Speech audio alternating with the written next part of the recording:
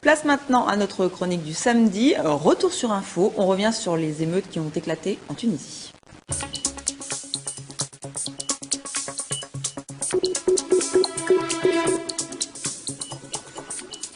Et ces émeutes ont secoué la région de Sidi Bouzid, c'est dans le centre-ouest de la Tunisie, c'était la semaine dernière.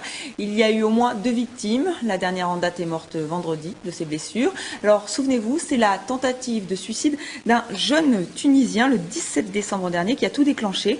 Le jeune homme, vendeur ambulant de fruits et légumes, s'était fait confisquer sa marchandise et fait humilier par la police municipale. Un vaste élan de solidarité s'en est suivi dans le pays, d'où ces manifestations. Avec nous sur ce plateau, Céline Benassem. Alors vous êtes le fondateur du mouvement Birsa, un mouvement citoyen, un mouvement d'opposition aussi. On peut dire ça comme ça? Birsa, c'est un mouvement citoyen. C'est un mouvement citoyen parce que en Tunisie, on nous a expliqué que la politique, c'était des gouvernants qui prenaient les décisions et des gouvernés qui prenaient acte de ces décisions. Un petit peu comme si on nous expliquait qu'il y avait un berger et qu'il y avait des moutons. Et sauf que nous, on considère que nous ne sommes pas des moutons, mais des citoyens, et que nous pouvons collectivement décider de ce qu'on veut faire pour notre pays, ou décider de la manière dont on veut que notre pays progresse. Et c'est pour ça que ce mouvement est un mouvement citoyen. Vous, ce sont des Tunisiens de la diaspora, mais aussi de Tunisie? Ce sont des Tunisiens qui sont partout, en Tunisie et dans les 4 coins de la Tunisie, mais aussi à l'étranger, en France, en Angleterre, aux États-Unis, un petit peu partout. Et donc voilà pourquoi vous êtes sur ce plateau. Donc pour commenter avec nous donc ces manifestations, on aimerait beaucoup avoir votre point de vue. Déjà, qu'il y ait des manifestations en Tunisie, c'est rare. Et là, il y avait vraiment une dimension politique. Ça vous a surpris? Nous sommes révoltés.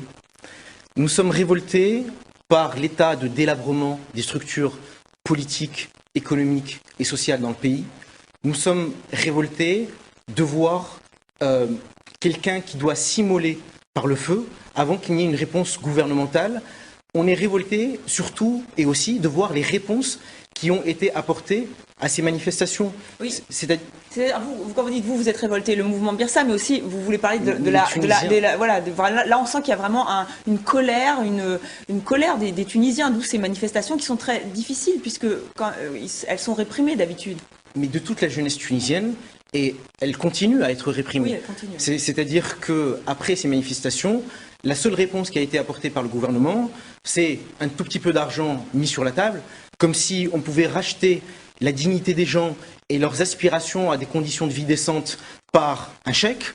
Et il y a eu aussi une répression par la matraque. C'est-à-dire que ce que l'on a compris du discours du président Ben Ali, c'est le prochain qui se suicide, je le tue.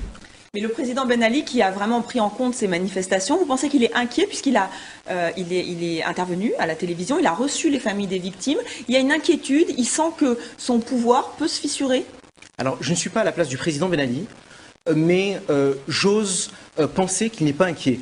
Parce que, en bon politicien qu'il est, il serait inquiet s'il y avait une véritable force politique qui pourrait canaliser ce mouvement, le catalyser et porter les revendications du peuple pour aboutir à un renversement politique. Parce que là, ce sont des manifestations spontanées. Personne, selon vous, n'est derrière ces manifestations où il y a eu quand même les partis d'opposition qui ont participé. Il faut remercier les partis d'opposition, les membres de Birsa qui ont aussi manifesté sur le terrain et un petit peu partout, en Tunisie et ailleurs.